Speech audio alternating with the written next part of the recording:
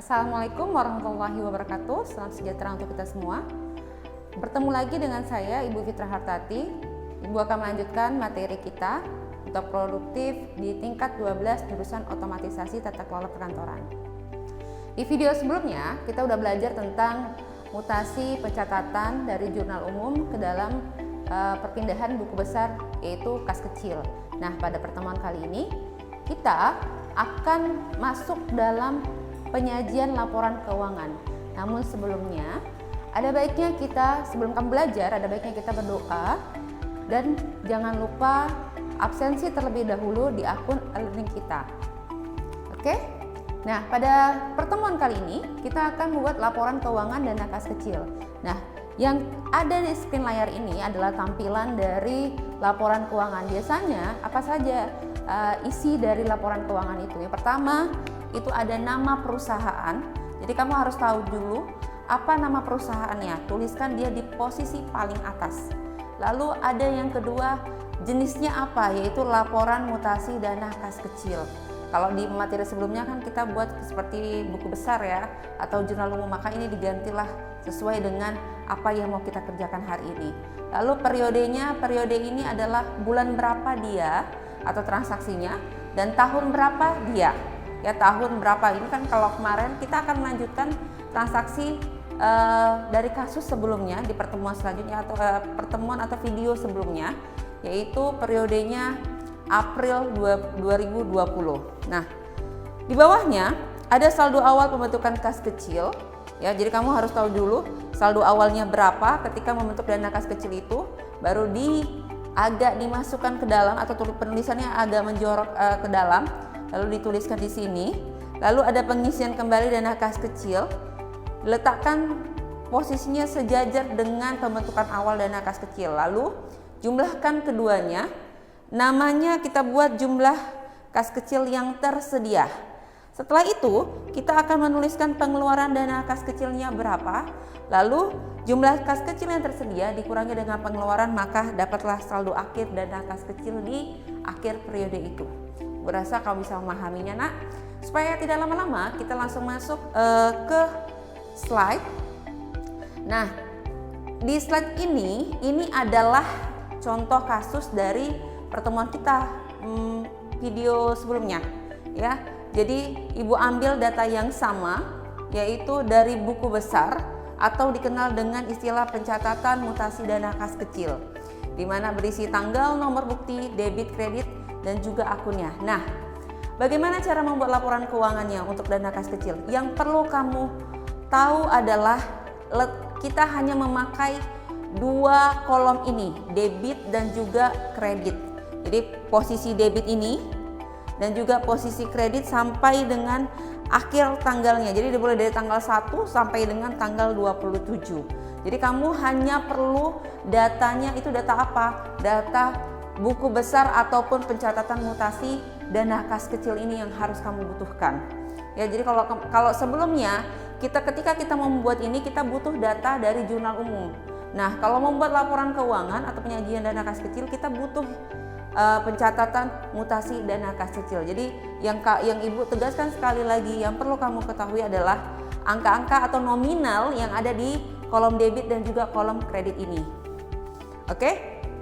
Jika kamu sudah paham, kita langsung masuk membuat laporan penyajian dari dana kas kecil. Oke, di sini saya tuliskan seperti saya bilang tadi. Di sini adalah nama perusahaannya. Di sini nama perusahaannya sama seperti yang tadi, ya kan? Oh, ini nggak terlalu nampak ya. Jadi di sini kita buat PT Wijaya Kusuma. Nama perusahaannya adalah PT Wijaya Kusuma. Di mana kita buat di sini adalah laporan mutasi dana kas kecil, periodenya adalah bulan April tahun 2020. Saya rasa kalau yang ini kamu bisa paham, tapi jangan lupa ini wajib kita tulis.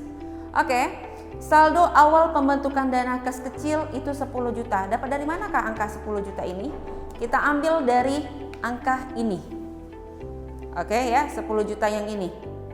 Oke, setelah itu pengisian kembali atau penambahan yang membuat kas kecil itu angkanya bertambah, yaitu dari tanggal 13 bulan 4 dan tanggal 27 bulan 4. Yaitu kalau kita tuliskan di sini supaya lebih mudah kita tahu angka 3.190 ini dapatnya dari mana, yaitu dari tanggal 13 bulan 4 bukti kas 04-015 dan pengisian kembali dana kas kecil tanggal 27 bulan 4 di mana buktinya adalah BKK 04-038.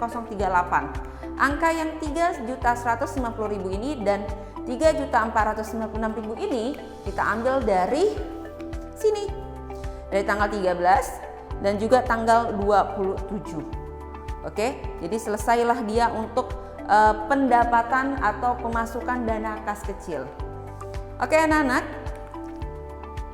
sebelumnya tadi di sini adalah saldo awal kas kecilnya, lalu di ini pembentukan dana kas kecil kembali. Setelah kas kecil itu dipakai, kita isi kembali, ini ditotalkan atau dijumlahkan, dapatlah 6.686.000, lalu ditambahkan dengan saldo awal kas kecil kita itu 10 juta ditambah 6.686.000